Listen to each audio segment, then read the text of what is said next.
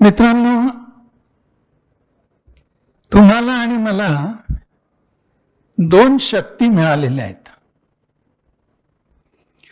पहिली शक्ती आहे करण्याची आणि दुसरी शक्ती आहे जाणून घेण्याची. काही गोष्टी आपण करू शकतो आणि त्यासाठी आपल्याला देवाने म्हणा, निसर्गाने म्हणा, 5 कर्मेंद्रिय दिलेत आणि जाणून घेण्यासाठी, समजून घेण्यासाठी, आकलन होण्यासाठी 5 ज्ञानेंद्रिय दिलेत. त्याच्याने आपण करू शकतो आणि जाणून घेऊ शकतो. अनेक गोष्टी करता येतात, पण या कर्मेंद्रियांनी आपल्याकडे ॲबिलिटी आणि एफिशियन्सी असू शकते, क्षमता असू शकते. तसं ज्ञानेंद्रियांनी आपल्याला समजून घेता येऊ शकतं. त्यामुळे एखादी गोष्ट मी करीन, ही माझ्याकडे क्षमता असू शकते, ॲबिलिटी असू शकते. मी ती एफिशियंटली करू पण शकेन, पण करेनच असं नाही. करता येणं ही एक गोष्ट आहे आणि करणं ही दुसरी गोष्ट आहे. जाणून घेता येणं ही एक गोष्ट आहे आणि जाणून घेणं ही दुसरी गोष्ट आहे. म्हणून आपण म्हणतो ना की मी करीन किंवा मी करणार नाही, किंवा मी करू शकतो आणि मी करू शकणार नाही. दोन स्वतंत्र गोष्टी आहेत. मला समजेल, मला समजणार नाही. मी समजून घेईन आणि मी समजून घेणारच नाही. या दोन भिन्न गोष्टी आहेत. एखादा माणूस उभा राहतो त्या गिरनार पर्वताच्या पायथ्याशी, 10,000 पायऱ्या आहेत वर, आणि वर महाराजांचं स्थान आहे. खाली उभा राहिलेला एखादा काय म्हणतो, ठीक आहे ना, महाराजांचं दर्शन घ्यायचंय, 10,000 पायऱ्या जाऊ चढून. एखादा काय म्हणतो, बापरे 10,000 पायऱ्या, देव तर सगळीकडे आहे, इथेच दर्शन घेऊ, कशाला वर जायला पाहिजे. त्याच्यात क्षमता नाहीये का? चढून जाऊ शकतो ठरवलं तर. जायचं की नाही जायचं, करायचं की नाही करायचं.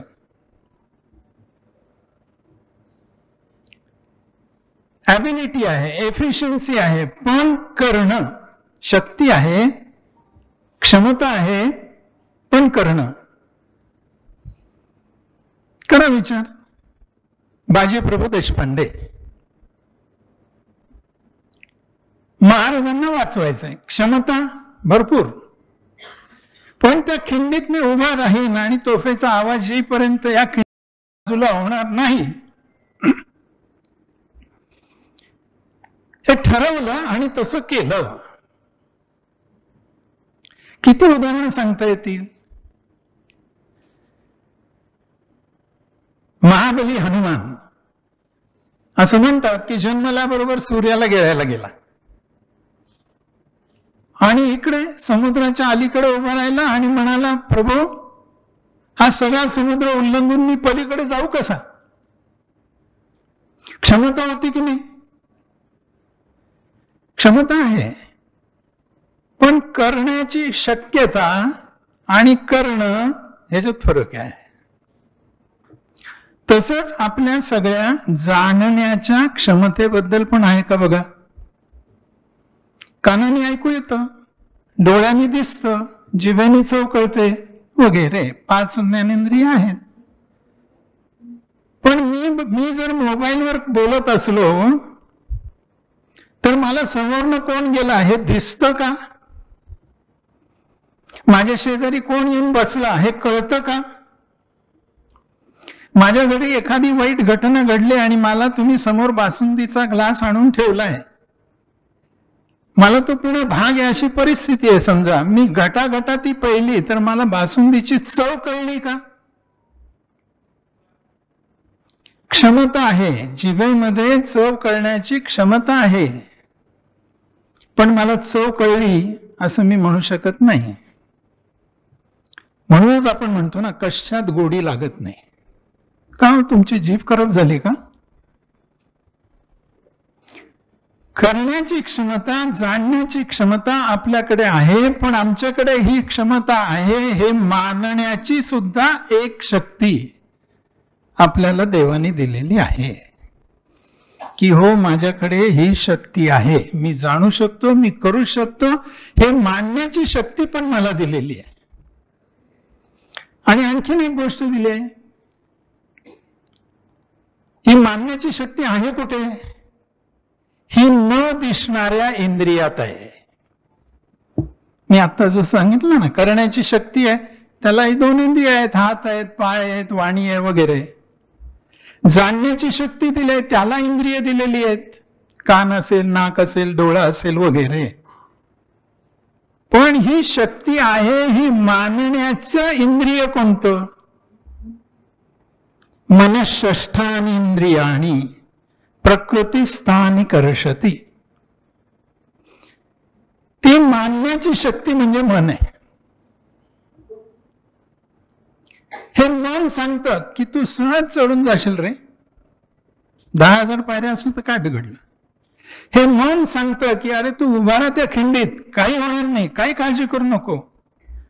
हे मन सांगतं.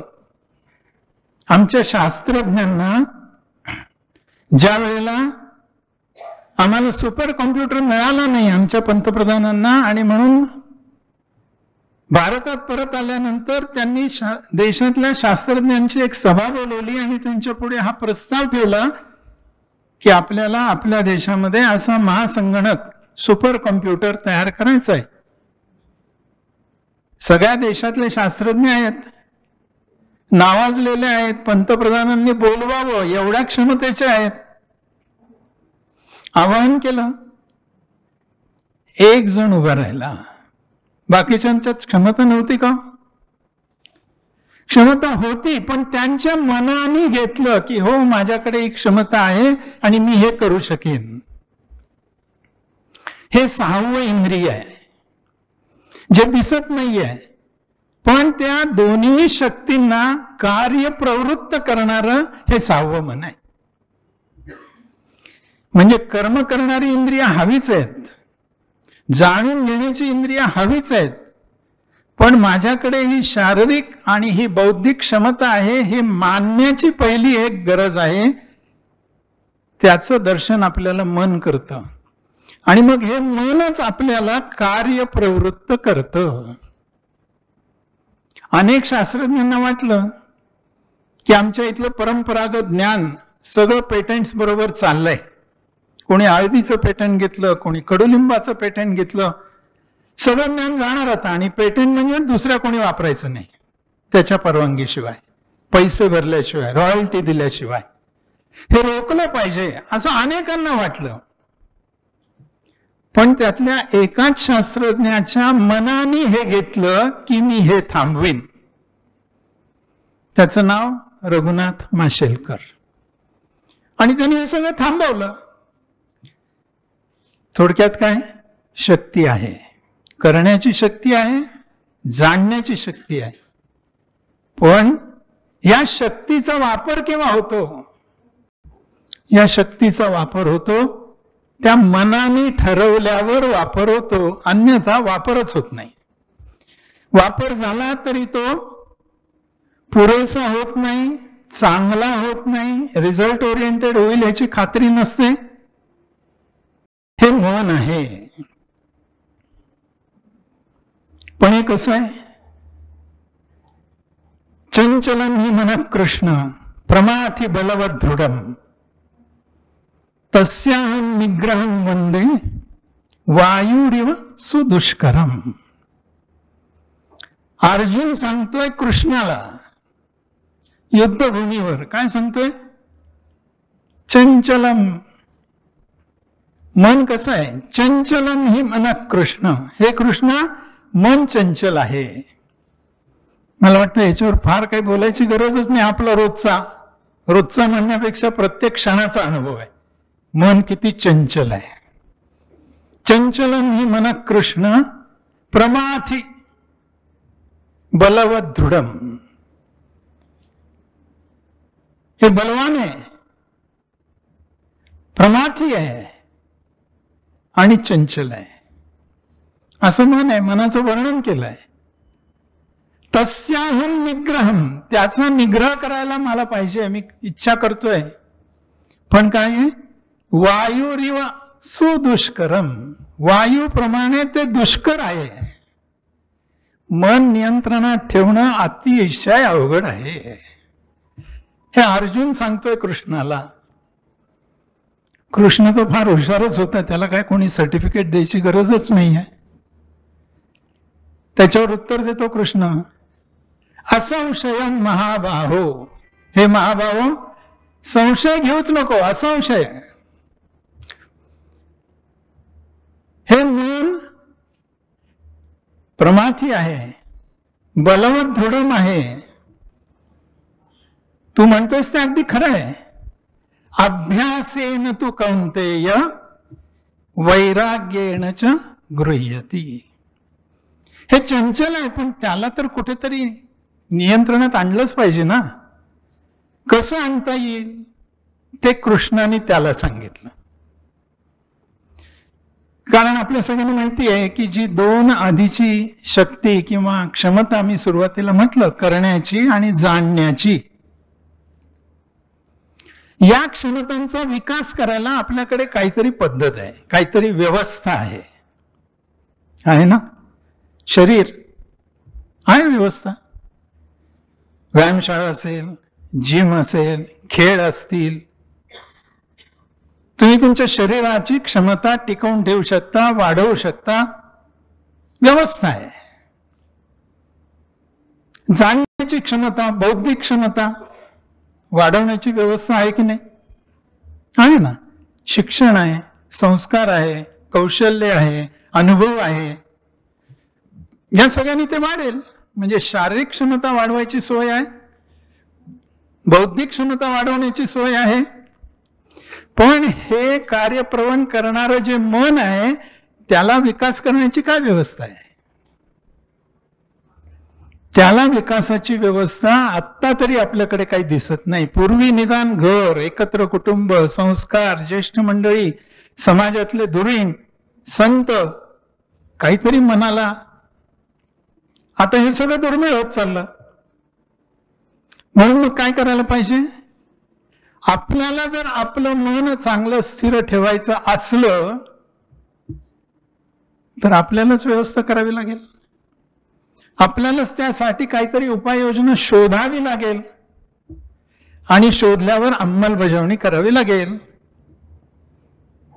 कदाचित मनात प्रश्न येईल असा, नाही झाला मनाचा विकास तर काय बिघडलं? निदान आत्ता इथे बसलेल्यांच्या वयात तरी हा प्रश्न मनात यायचं कारण नाही. मन स्थिर नसलं तर काय काय होतं हे आपल्यापैकी प्रत्येकाने केव्हा तरी, मी म्हणत नाही, वारंवार अनुभवलेलं असेल. मन स्थिर शांत असलं तरच काहीतरी चांगलं घडतं, नाहीतर चांगलं घडण्याची शक्यता सुतराम नाही. आणि तसं नसतं तर आमच्याकडे गणपती अथर्वशीर्ष नावाचं स्तोत्र चाललं नसतं. नावच त्याचं काय आहे? अथर्व शीर्ष. शीर्ष म्हणजे मस्तक, डोकं, म्हणजे आपण बुद्धी. ते अथर्व राहावं. थर्व म्हणजे चंचल, अस्थिर, अशांत. अथर्व पार वेद काळापासनं मन स्थिर राहावं, शांत राहावं म्हणून अनेक उपाय आले, अनेक स्तोत्र आली. इतकं मन स्थिर शांत राहण्याचं महत्व आहे. मग ते शांत ठेवायचंय. फॉर्मल व्यवस्था नाहीये, आपल्यालाच आपलं मन शांत करायचंय, कारण आपल्यालाच सुख पाहिजे आहे, आपल्यालाच समाधान पाहिजे आहे, आपल्याला शांतता हवी आहे. आणि ती मनाशिवाय मिळणार नाहीये, कारण जाणण्याची जी शक्ती आहे, चोक्षम स्पर्शम, हे सगळं कशाचं आहे? अधिष्ठाय मनश्चायम. या सगळ्याचं अधिष्ठान काय आहे? मन हेच अधिष्ठान आहे ना. आपण सुखाचा अनुभव कशाने घेतो? वस्तूने घेतो का? नाही घेत. वस्तू साधन आहे. मी गमतीने एक उदाहरण देतो.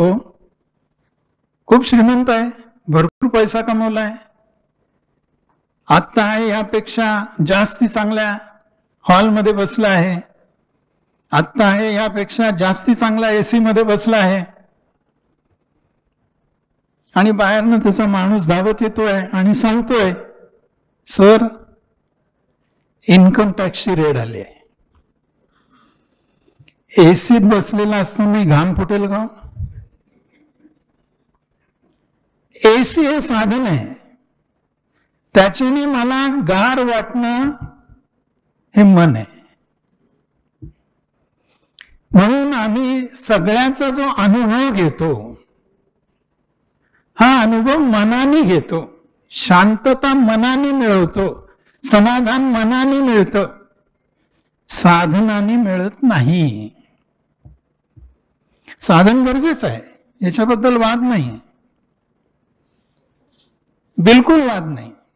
जे जे आज उपलब्ध झालेली साधनं आहेत, ती साधनं असली पाहिजेत. ती साधनं खरेदी करण्या इतकी संपत्ती पण असली पाहिजे, पैसा पण असला पाहिजे, पण त्या साधनांनी आणि त्या पैशांनी माझी मनःशांती गेली नाही पाहिजे. त्यामुळे सगळ्याचा अनुभव मनाने घ्यायचा जर असेल तर मनाचा विकास हा अत्यंत आवश्यक ठरतो, आणि तो आपल्याला करायचा आहे. कसा होऊ शकेल? मला वाटतं 2-3 गोष्टी आहेत. पहिली गोष्ट जी आहे ती म्हणजे वातावरण. आपण कोणत्या वातावरणात आहोत त्यावरून आपल्या मनाची स्थिती निर्माण होते. बघा, विचार करून आपल्याला लागू होतंय का स्वतःला? मी ज्या वातावरणात आहे त्या वातावरणाचा माझ्यावर परिणाम होतो का?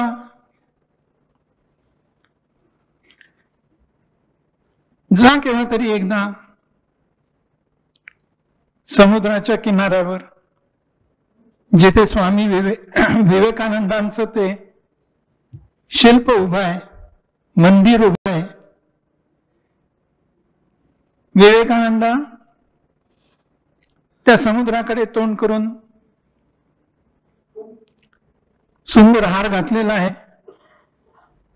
धूप त्याचा सुवास सुटलेला आहे सगळीकडे,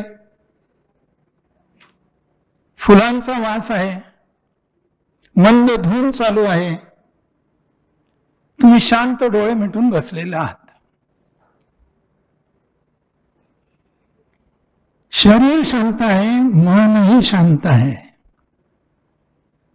कशामुळे झालं? तिथल्या वातावरणामुळे झालं. या उलट आता अनेक साधन आहेत. एखाद्या OTT प्लॅटफॉर्मवर एखादा चांगला सिनेमा, आजच्या भाषेत सांगायचं तर बघा, 2-2.5 तास त्या वातावरणात राहा, आणि मग तुमचं मन काय बोलायला लागतं ते ऐका. वातावरणाचा परिणाम मनावर आहे. मग मला जर माझं मन ठीकठाक ठेवायचं असलं, शांत ठेवायचं असलं, उन्नत करायचं असलं, तर सगळ्यात पहिली गोष्ट मला काय करायला पाहिजे? हे सज्जन मना, तू अशा वातावरणात राहा की जे वातावरण तुला शांत ठेवायला मदत करेल. वातावरण आपल्या विचारावर परिणाम करतं. म्हणून विचार ठीक राहावे असतील असं वाटत असेल तर ठीक वातावरणात आपण असलं पाहिजे. चांगल्या वातावरणात राहणं म्हणजे आपले विचार सद्मार्गावर ठेवणं आहे. आणि जर विचार तसे झाले तर मग दोन गोष्टी आपोआप फॉलो करतात, त्या म्हणजे उच्चार आणि आचार. माझ्या डोक्यात जे विचार आहेत तेच माझ्या मुखातनं बाहेर पडणार ना. मी खूप प्रयत्न करून ते विचार मुखातनं बाहेर पडू नये म्हणून प्रयत्न करत असलो तरी कधीतरी अगदी विधानसभेत मारामारी सुद्धा कधीतरी होतेच, कारण डोक्यात तेच भरलेलं आहे. विचार जे आहेत त्याप्रमाणे उच्चार होईल आणि त्याप्रमाणे आचार होईल. म्हणून वातावरण आणि जे आचार आणि विचार आणि उच्चार आपण करतो ना, हळूहळू त्याची सवय लागते. एक गोष्ट आपण अनेकदा केली की तेच करत राहतो आणि जी सवय लागते त्या सवयीवरून आपलं चारित्र्य ठरतं. ही अशी साखळी आहे. त्यामुळे वातावरण कसं आहे, मी मला कोणत्या वातावरणात ठेवतोय, कोणत्या माणसांच्या सोबत ठेवतोय, कोणत्या विषयांबरोबर मी आहे, या सगळ्यांवर माझं चारित्र्य ठरणार आहे आणि तेच माझ्या मनाला शांतता देणार आहे. पहिला उपाय अगदी सोपा उपाय आहे, सहज करता येण्यासारखा उपाय आहे. पण काय असतं, नेहमी पाण्याचा जो गुणधर्म आहे की नाही, पाणी उताराकडे वाहतं. त्याला वर चढवायचं असलं तर मोटार लागते, हॉर्स पॉवरची किती का असना, पण मोटार लागते. उताराकडे जायला काही लागत नाही, आपोआप जातं. तुमचं माझं मन पण तसंच आहे. चांगल्या वातावरणात, चांगल्या सवयीत, चांगल्या माणसात राहणं, चांगल्या कामात गुंतून राहणं, याच्यासाठी विशेष प्रयत्न लागतात. दुसरा एक सोपा उपाय आहे. पहिला झाला वातावरण. दुसरा सोपा उपाय आहे, मी त्याला म्हणतो बंधन स्वीकारणं. हे फार अवघड आहे आणि आजकाल तर, आणि त्यातल्या त्यात तरुण पिढीत तर फारच अवघड आहे. केरळमधले केस झालेले आपल्याला माहिती असेल. तरुण तरुणी रस्त्यामध्ये मुक्तपणे वावरत असतात. कोणीतरी कंप्लेंट करतं, कोर्टात प्रकरण जातं आणि कोर्ट म्हणतं त्यांना ते व्यक्ती स्वातंत्र्य आहे. आणि बाकी तर स्वातंत्र्याच्या बद्दल आजकाल बोललेलंच, कमी बोललेलंच बरं, अशी परिस्थिती आहे. प्रत्येक गोष्टीत अभिव्यक्ती स्वातंत्र्य म्हणजे काय, तर आम्हाला पाहिजे तसं आम्ही वागू, याला म्हणायचं स्वातंत्र्य. मला सांगा, असं पाहिजे तसं वागल्याने सुख मिळण्याची शक्यता आहे? सुरुवातीला वाटेल, मला आता हे करावं असं वाटलं, मी ते करू शकलो, बरं वाटलं. अगदी सोप्या सोप्या आजूबाजूच्या गोष्टी बघा. पावसाचं पाणी पडतं, काही व्यवस्था नाही केली तर वाहून जातं. उपयोग काय झाला? पण तेच कॅनॉलमध्ये टाकलं तर शेतीला मिळतं आणि धान्य पिकतं. पाणी तेच आहे. त्या पाण्याला फक्त बंधन घातलं, कशाचं? 2 तटाचं. वाफ आहे वाफ. या सगळ्या मंडळींना सांगायचीच गरज नाही. ही वाफ ज्या वेळेला आपण बंद करतो कुकरमध्ये, तेव्हा अन्न शिजतं. मोकळी सोडून द्या वाफ. वाफ जेव्हा इंजिनात बंद करतो त्यावेळेला गाडी चालते. बंधन घातलं, चांगलं घडलं, शक्ती निर्माण झाली. शब्द आहेत आपले, कसंही उच्चारायला सुरुवात केली तर माणूस म्हणतो काय बडबड करतोय, वेड्यासारखं बोलतोय. पण त्या शब्दांना बंधन घातलं, छंद असतील, मात्रा असतील, वृत्त असतील, आणि ते जर बांधले शब्द तर त्यातनं काव्य निर्माण होतं. हातापायाची हालचाल कशी केली, लोक म्हणतात वेळ लागला. पण एका विशिष्ट पद्धतीने हातापायांची हालचाल केली, चेहऱ्यावरच्या भावमुद्रा यांची हालचाल केली तर त्याला नृत्य म्हणतात. हे सगळं सोडून द्या. तुम्ही आणि मी ज्यावेळेला विवाह बंधन स्वीकारतो तेव्हाच पशुचा माणूस होतो ना. बंधन हे प्रगतीसाठी आवश्यक आहे. स्वच्छंद राहणं, मनासारखं वागणं, जोपर्यंत मन विकसित नाहीये, जोपर्यंत मन प्रगत झालेलं नाहीये, तोपर्यंत मनासारखं वागणं, निर्बंध वागणं सुख नाही देऊ शकत. दुसरा आणि तिसरा उपाय तर भगवंताने सांगून ठेवलाय, मनाचं तप करा. फारच अवघड आहे. तप शब्द ऐकला की पहिले कसं तरी व्हायला लागतं. तप म्हणजे आता कुठेतरी जाऊन बसलं पाहिजे, लांब गेलं पाहिजे, याचा त्याग त्याचा त्याग, इतके तास. फार सोपं सांगितलंय भगवंतानी. मन प्रसाद सौम्यत्वम मौनमात्मविनिग्रह भाव संशुद्धिरित्येतत् तपो मानसमुच्यते. मनाचं तप काय हे भगवंतानी 17व्या अध्यायात सांगून ठेवलं आणि इतकं सोपं सांगितलंय. मन प्रसाद, मन प्रसन्न ठेवा. तप आहे बरं काय, मन प्रसन्न ठेवा. दुसरं काय सांगितलं, सौम्यत्वम, सौम्य ठेवा. आजकाल काय झालंय, सगळीकडे अग्रेसिव्हनेस फार. सौम्य असू द्या, तुम्हाला पटो न पटो, जमो न जमो, मन सौम्य ठेवा. मन सौम्य झालं तर मी आधीच सांगितलं, विचार आणि आचार. मन सौम्य नसलं तर विचारही नाही ठीक राहणार, आचारही ठीक नाही राहणार. अग्रेसिव्ह येतो कुठून? माणूस अग्रेसिव्ह होतो केव्हा, जेव्हा मन अशांत होतं तेव्हाच अग्रेसिव्ह होतो ना. मन जर शांत असेल, सौम्य असेल तर असा आचार आपल्याकडनं होणार नाही. मन प्रसाद सौम्यत्वम मौनम.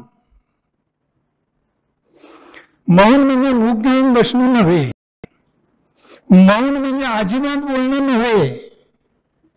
मौन म्हणजे आवश्यक तेवढंच आणि परिणामकारक आणि ज्याला आपण म्हणू आधार असलेलं बोलणं.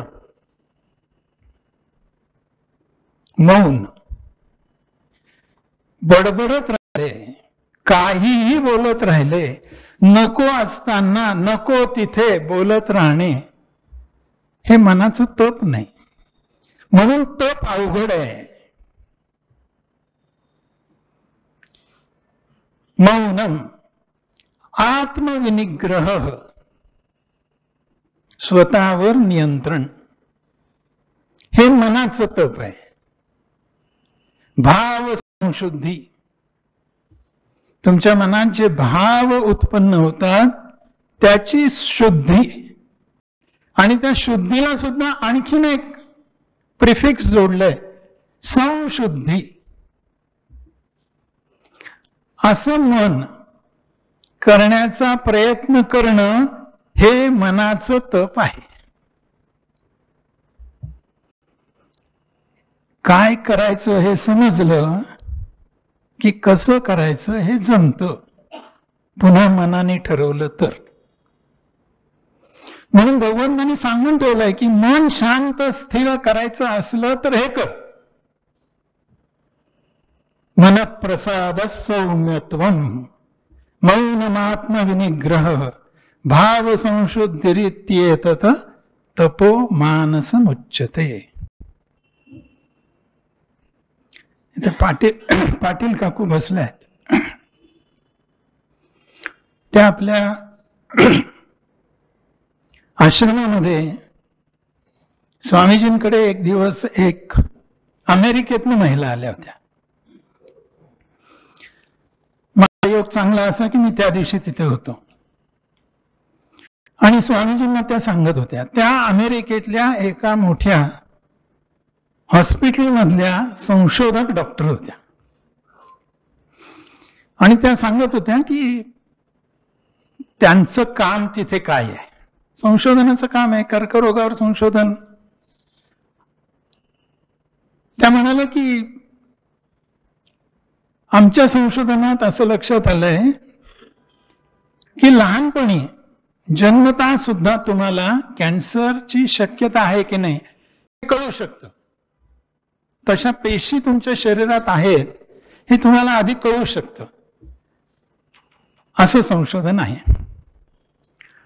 मग पुढे बोलताना विषय असा झाला, हे जर कळत असेल तर त्या असं म्हणाल्या की हे कळत असेल तर मग माणसाचा पुरुषार्थ काय. हे तर प्रारब्ध आहे की त्याला कॅन्सरच्या पेशीसह जन्म झाला, हे प्रारब्ध आहे, ते त्याला टाळता येण्यासारखं नाही आहे. त्याला जशी बाकीच्या गोष्टी देवाने दिल्यात तसं त्याला कॅन्सर पण देवाने दिलाय. मग त्याचा पुरुषार्थ काय. त्या असं म्हणाल्या कॅन्सरच्या पेशी आहेत हे जाणून माझं जीवनाचं सगळं पुढचा प्रवास हा मी असा करेन की कॅन्सरच्या पेशी डॉर्मंट राहतील आणि सशक्तपणा देणाऱ्या पेशींची वाढ अधिक होईल. यात पुरुषार्थ आहे. मला वाटतं हा प्रसंग निदान माझ्या मनावर तरी फार कोरला गेलाय. काही गोष्टी तुम्हाला मला मिळाल्यात जे तुमच्या माझ्या हातात नाहीये, पण त्या आपल्याला मिळाल्यात. मग आता हे मिळालंय आणि मला हे हवं आहे, तर मग काय करायला पाहिजे. मनाने जे मिळालंय त्यातलं चांगलं आहे त्याबद्दल कृतज्ञ राहा. जे चांगलं आहे ते विकसित करण्याचा प्रयत्न करा. जे वाईट आहे ते डॉर्मंट कसं राहील आणि जे चांगलं आहे ते अधिक चांगलं कसं होईल हे बघणं, हे सुद्धा शेवटी कोण ठरवणार आहे. मनच ठरवणार आहे. त्यामुळे क्षमता एका बाजूला आहेत, त्या क्षमतांना कार्यप्रवृत्त करणारं मन आहे. ते मन चंचल आहे, ते मन बलवत दृढम आहे. त्याला निग्रहात आणायचं आहे आणि ते निग्रहात आणण्यासाठी मला माझेच प्रयत्न करायचे आहेत. चला तर मग चांगलं वातावरणात राहूया, काही बंधनं स्वीकारूया आणि त्या तपाकडे किती जाता येईल त्याचा प्रयत्न करूया. थांबतो.